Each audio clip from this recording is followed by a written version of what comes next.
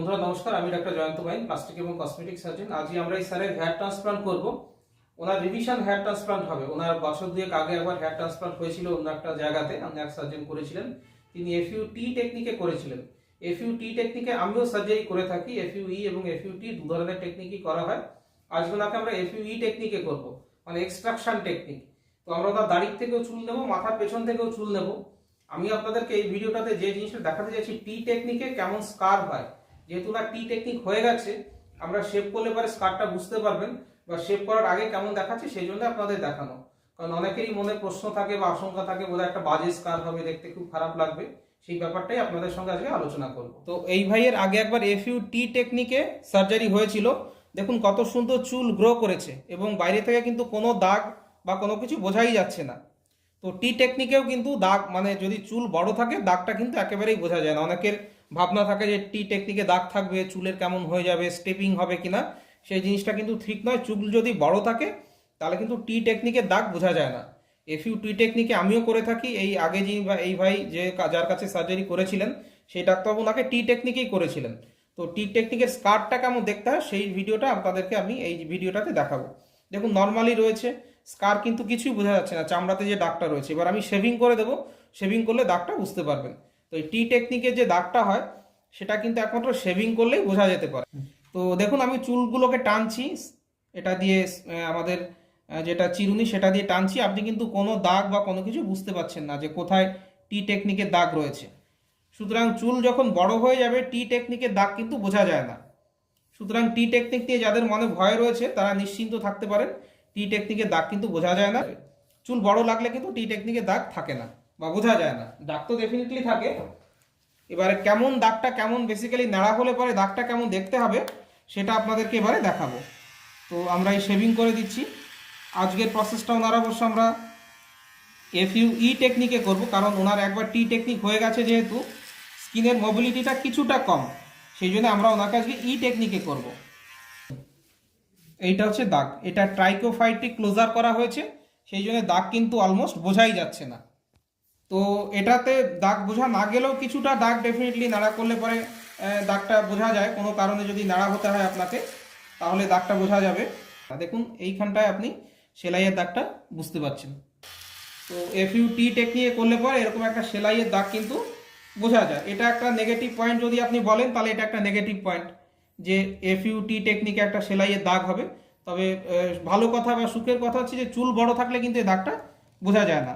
তো এটা দেখুন, এই যে হচ্ছে এফইউ যে টি টেকনিকে হয়েছিল সেই টি টেকনিকের দাগটা, এইটা হচ্ছে টি টেকনিকের দাগ। আমরা দেখতে পাচ্ছি অ্যারাউন্ড 12 সেন্টিমিটার কাছাকাছি স্ট্রিপটা তোলা হয়েছিল, এটা অক্সিপিটাল প্রোট্রুবারেন্স, এটা ঠিক ওপর দিয়ে কিন্তু দাগটা গেছে। আর ই টেকনিকে কি করা হয়, এইভাবে দাগ করে না তুলে, স্টিচ টেকনিক বলে এটাকে, এটা না করে আমরা একটা চুল তুলবো আর একটা দুটো চুল ছেড়ে দেবো, একটা চুল তুলবো আরও দুটো চুল ছেড়ে দেবো, ফলে এখানে কোনো স্টিচ থাকে না, কোনো দাগ হবে না। তো সেই জন্য ওনাকে আমরা আজকে এফইউই টেকনিকে করব।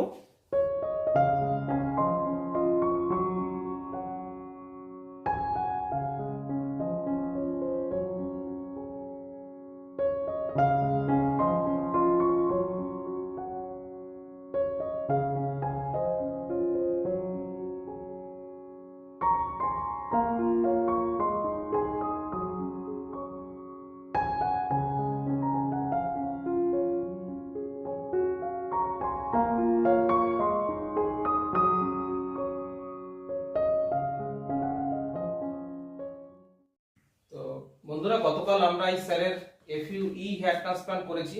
ওনার ভিডিও আপনারা এতক্ষণে দেখলেন, যে শেভিং করার পরে এফইউটি যে হয়, 2019 সালে ওনার এফইউটি হয়েছিল, সেই স্কার্টটা কেমন হয় সেটা আপনাদেরকে দেখিয়েছি।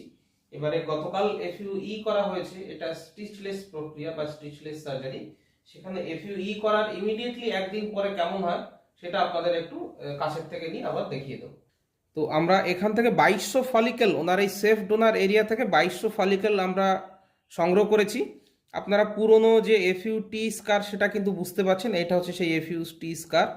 এফইউটি স্কারটা কিন্তু লম্বা গোল হয়ে রয়েছে। আমরা এফইউটি যে স্কারটা রয়েছে সেই এরিয়ার ওপর এবং নিচে দুই এরিয়া থেকেই কিন্তু আমরা চুল নিয়েছি, এটা আপনারা বুঝতে পারছেন, পুরনো স্কার। এবং এই যে হচ্ছে এইখান থেকে আমরা চুল নিয়েছি। তো এখান থেকে একটা চুল আমরা নিয়েছি, দুটো চুল ছেড়ে দিয়েছি, একটা চুল নিয়েছি, দুটো চুল ছেড়ে দিয়েছি, এইভাবে 1:2 বা 1:3 অনুপাতে কিন্তু আমরা এই এরিয়া থেকে গ্রাফটগুলো সংগ্রহ করেছি। ওনার ক্ষেত্রে আমরা এই এরিয়া থেকে 2200 ফলিকেল আমরা সংগ্রহ করতে পেরেছি। এর পরেও কিন্তু অন্তত আমার হিসেব অনুযায়ী আরও 1.5 থেকে 2000 ফলিকেল আরও একটা স্টেজে কিন্তু বের করা যায়। তো এই ভিডিওটাতে আমি আপনাদের দেখালাম যে 2 বছর পরে FUT স্কার, যেটা লিনিয়ার স্কার, সেটা কেমন হয় সেটা আমি শেভিং করে আপনাদেরকে দেখালাম। এবং সেম ভিডিওতে সেম পেশেন্টের FUE করার পরে এক্সট্রাকশন টেকনিকে তোলার পরে সেই ডোনার এরিয়াটা কেমন দেখা যাচ্ছে সেটাও কিন্তু দেখালাম। তো আমরা এই যে ভাই এসছেন, ওনার ডোনার এরিয়া নিয়ে আলোচনা করছিলাম। আমরা ওনার রিভিশন হেয়ার ট্রান্সপ্লান্ট করেছিলাম, যেটা আপনারা এতক্ষণ ভিডিওতে দেখলেন, যে 3 বছর আগে ওনার একবার হেয়ার ট্রান্সপ্লান্ট হয়েছিল, টি টেকনিকে হয়েছিল। সেটার স্কারটা কেমন হয় সেটা আপনাদেরকে দেখিয়েছি। এবং আমরা যখন রিভিশন করলাম 3 বছর পরে, আমরা ওনার FUE টেকনিকে করেছিলাম, মানে একটা একটা করে চুল তুলেছি। সেটা করার পরে ইমিডিয়েটলি কেমন হয় সেটাও দেখিয়েছি, এবং একদিন পরে কেমন হয় সেটাও দেখিয়েছি। তো আজকে 1 মাস পরে দেখুন চুলগুলো কিন্তু গজিয়েছে, এবং সেই ডোনার এরিয়াটা কেমন দেখাচ্ছে সেটা আপনাদেরকে একটুখানি দেখিয়ে দেবো। তো আমরা এখান থেকে কিন্তু ওনার চুলগুলো নিয়েছিলাম FUE টেকনিকে। দেখুন চুল গজিয়েছে, একেবারেই মনে হচ্ছে না যে আমরা এখান থেকে কোনো চুল নিয়েছি। এবং টি টেকনিকে 3 বছর আগে কিন্তু ওনার হেয়ার ট্রান্সপ্লান্ট হয়েছিল, অন্য এক সার্জন করেছিলেন। উনি কিন্তু স্কারিং টেকনিকে করেছিলেন বা ট্রানজাকশন টেকনিকে করেছিলেন। ওনার সেই দাগটাও কিন্তু বোঝা যাচ্ছে না। সুতরাং যাদের চিন্তা থাকে যে FUT করলে পরে কেমন দাগ হবে বা FUE করলে পরে কেমন দাগ হবে, তাদের উত্তরটা কিন্তু দেখতে পাচ্ছেন যে 1 মাস পরে টি টেকনিকেই করি বা ই টেকনিকেই করি, চুলের তলায় সমস্ত কিছু ঢেকে গেছে, কোনো স্কার বা কোনো কিছু কিন্তু দেখা যাচ্ছে না। সুতরাং FUE বলুন FUT বলুন, দুটো টেকনিকই কিন্তু ভালো, দুটো টেকনিকেই হেয়ার ট্রান্সপ্লান্ট করা যায়। তো আমি রেগুলারলি FUT FUE দুটো টেকনিকেই করি, এবং কোন টেকনিকে কোন পেশেন্টের সঙ্গে করা হবে সেটা একটা বিবেচনার বিষয়। সেটা পেশেন্টের প্রোফাইল, পেশেন্টের ইচ্ছে, কতগুলো গ্রাফট আমরা করব, কয়বারে আমরা করব, সেগুলোর উপরে কিন্তু ডিপেন্ড করবে। FUE টেকনিক এবং FUT টেকনিকের স্কারটা কেমন হয় সেটা আপনাদেরকে দেখিয়ে দিলাম। এবার কোন পেশেন্টের ক্ষেত্রে কোন টেকনিকটা আমরা ইউজ করব, বা FUE টেকনিক ভালো না FUT টেকনিক ভালো, সেটা আমরা পরের ভিডিওটাতে ডিসকাস করব বা ডিটেইলসে আলোচনা করব। এই ভিডিওটাতে আপনাদেরকে দেখিয়ে দিলাম ডোনার এরিয়া, সেটা টি টেকনিক হোক বা ই টেকনিক হোক, আলটিমেটলি কেমন দেখায় সেটা আপনাদেরকে দেখিয়ে দিচ্ছি। নেক্সট ভিডিও দেখার জন্য আপনাদের আমন্ত্রণ রইল। আর আমি বাইন ক্লিনিক কলকাতাতে রেগুলারলি হেয়ার ট্রান্সপ্লান্ট করে থাকি। FUT FUE দুটো টেকনিকই করা হয়। আপনারা আমার এই ইউটিউব চ্যানেলে হেয়ার ট্রান্সপ্লান্টের রেজাল্ট, পেশেন্টের এক্সপেরিয়েন্স, সার্জিক্যাল ভিডিও, সেগুলো নিশ্চয়ই দেখতে পারেন।